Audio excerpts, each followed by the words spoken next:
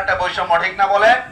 সুতরাং যারা এই কাজটি করছেন আমরা আহ্বান জানাবো যাতে বাংলাদেশের অন্যান্য শ্রেণী পেশার মতো যাতে শ্রমিক শ্রেণীও যথাযথ গুরুত্ব সেই ঘোষণাপত্রে পায়, সেই দিকটাকে আপনারা বিবেচনা করে ঘোষণাপত্র আপনারা প্রণয়ন করুন। আমরা চাই না এই শ্রমিককে কোনোভাবে উপেক্ষা করা হোক। যতটুকু যা অবদান আছে সেই অবদানগুলোকে স্বীকৃতি দিয়েই আমাদের জুলাই ঘোষণাপত্র প্রণয়ন করতে হবে। সম্মানিত ভাইয়েরা, আমরা 1 বছর পার করেছি যে পেশিবাদীরা এই আন্দোলনকে তারা আন্দোলনকে স্তব্ধ করতে গিয়ে যারা মানবতা বিরোধী অপরাধ করেছিল, আমরা কিন্তু 1 বছরেও তাদের বিচারের দৃশ্যমান অগ্রগতি আমরা দেখতে পাই নাই। ইতিমধ্যে নির্বাচন নিয়ে আলোচনা হচ্ছে, সকল দল তারা নির্বাচন চাচ্ছেন, তারা ক্ষমতা আসবেন, নানা পরিকল্পনা করছেন।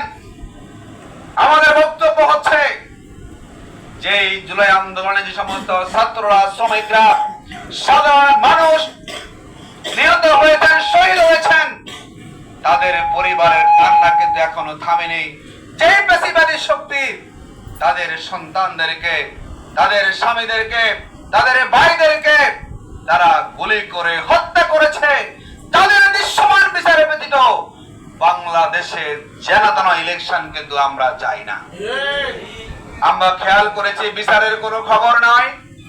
আবার বিগত 54 বছরে যারাই যখন ক্ষমতায় এসেছেন, রাষ্ট্রের বিভিন্ন অর্গানকে তারা দলীয় কাজে, দলীয় স্বার্থে ব্যবহার করে শেখ হাসিনার মতো একটা পেশিবাদী সরকারকে এইভাবে দেশ প্রতারণার সুযোগ করে দিয়েছিল না বলেন?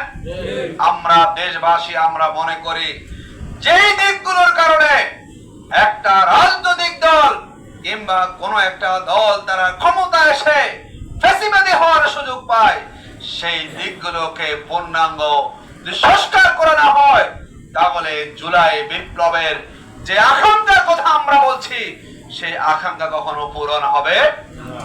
এই জন্য আমরা বলবো শুধু জাঁকজমক ভাবে আগামীকাল 37শে জুলাই কিংবা 5ই আগস্ট পালন করার মধ্যে দিয়ে এই জুলাই শহীদের যেই চেতনা, জুলাই বিপ্লবের নায়কদের যেই চেতনা কিংবা জুলাই বিপ্লব থেকে মানুষ যা প্রত্যাশা করেছিল তা কিন্তু পূরণ হবে না।